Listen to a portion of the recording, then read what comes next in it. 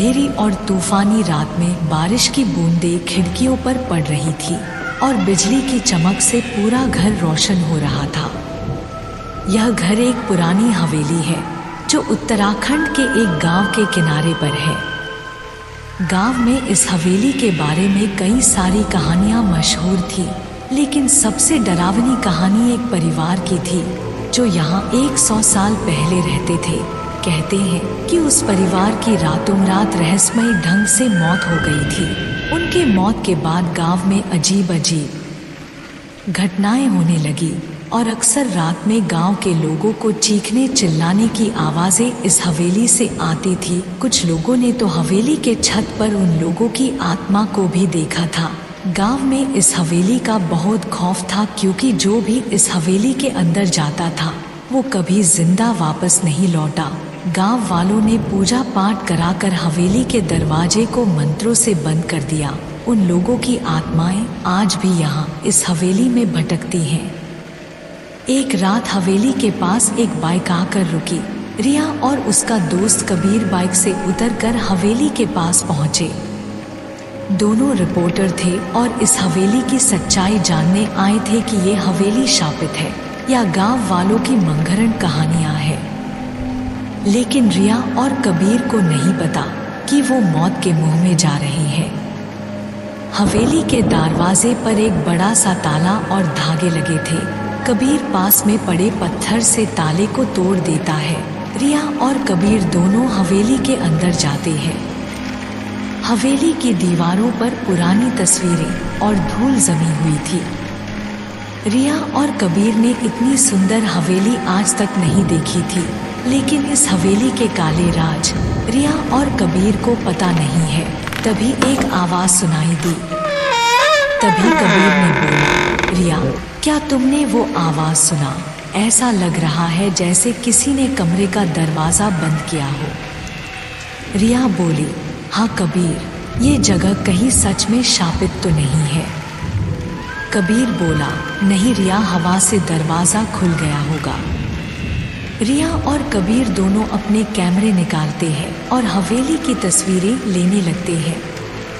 तभी उन्होंने देखा कि एक कमरे का पुराना दरवाजा अपने आप खुल गया था और अचानक एक जोरदार चीख सुनाई देती है। चीख की गूंज पूरे हवेली में गूंजने लगी। रिया और कबीर दोनों ने हिम्मत जुटाई और उस कमरे के अंदर जाते हैं। वो कमरा पूरी तरह से खाली था, सिर्फ एक पुराना झूला हिलता हुआ दिख रहा था। रिया और कबीर कमरे के चारों तरफ देखते हैं, फिर भी झूला अपने आप हिल रहा था, जैसे कोई उस पर बैठा था। रिया और कबीर को एहसास हो गया था कि हवेली में उनके अलावा भी कोई और है। तभी रिया को ऐसा लगा जैसे कोई उन्हें देख रहा हो। उन्होंने तय किया कि वे यहाँ हवेली में नहीं रुकेंगे और तुरंत वापस शहर लौट जाएंगे। जो हवेली उनको मनमोहक लग रही थी, अब उसी हवेली में उन्हें अपनी मौत दिख रही थी। रिया और कबीर दोनों डरते हुए हवेली के दरवाजे के तरफ जाने लगे, लेकिन तभी हवेली का दरवाजा अपने आप बंद हो गया और दीवारों पर एक परछाई दिखने लगी। ऐसा लग रहा था वो परछाई रिया और कबीर के पास आ रही है।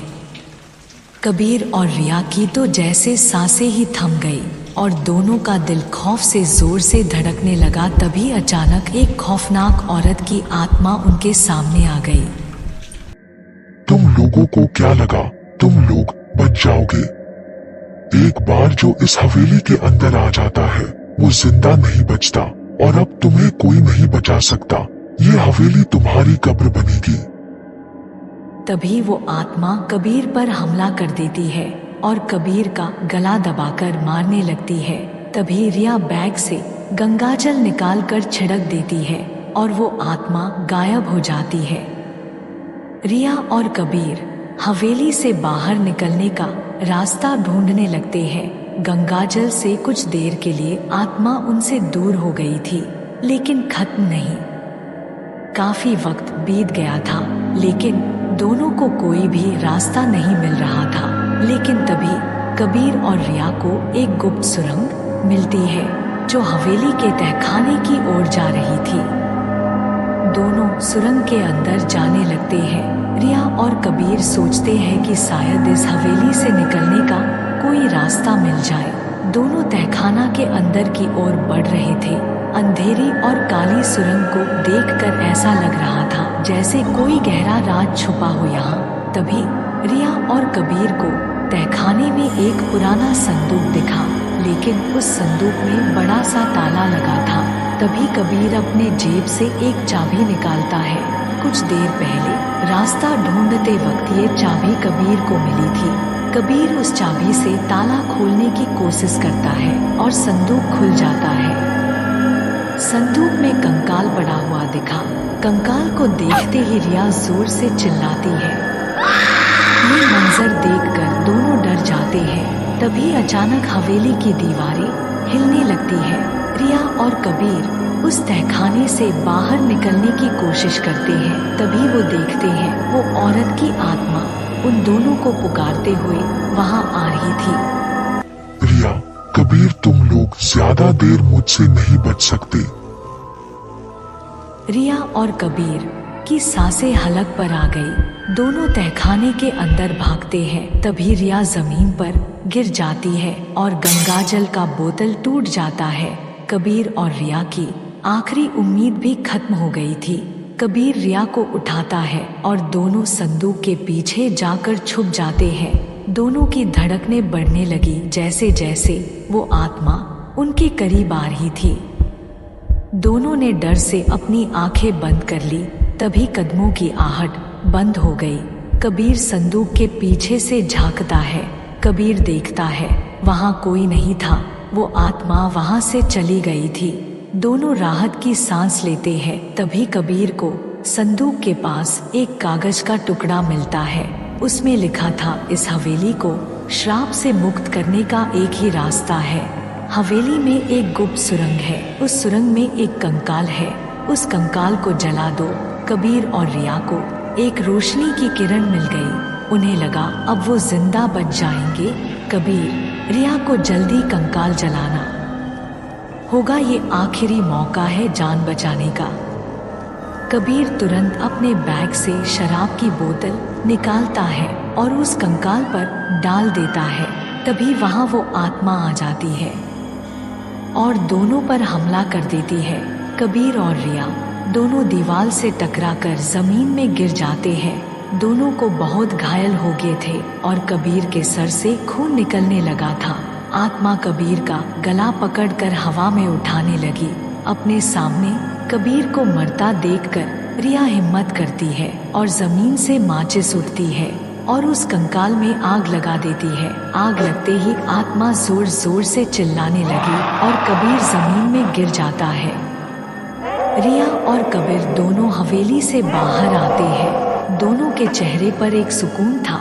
दोनों हवेली के तरफ देखते हैं जो शांत थी। अब गांव में हर जगह रिया और कबीर की ही बातें हो रही थी, कैसे उन्होंने हवेली का श्राप खत्म कर दिया। तभी कुछ दिनों बाद रिया और कबीर अखबार पढ़ते हैं और उन दोनों के होश उड़ जाते हैं। पेपर में उस हवेली के बारे में लिखा था, कल रात हवेली के केयरटेकर की अचानक से मौत होगी हवेली में। तभी फोन बजता है। कबीर फोन उठाता है। फोन पर एक अनजान आदमी था। वो बोलता है, कबीर, आप दोनों ने अखबार में पढ़ लिया होगा हवेली के बारे में। आप दोनों यही सोच रहे होंगे कि आप दोनों ने हवेली का श्राप खत्म कर दिया है, तो ये सब कैसे हुआ। लेकिन आप दोनों को हवेली का पूरा सच नहीं पता। हवेली के कई राज अभी रहस्य ही है। वो अनजान आदमी कौन था और वो हवेली के किस राज की बात कर रहा था। क्या हवेली अभी भी श्रापित है? श्रापित हवेली पार्ट 2 जल्द आ रहा है, सिर्फ डार्क मिस्ट्री हिंदी पर।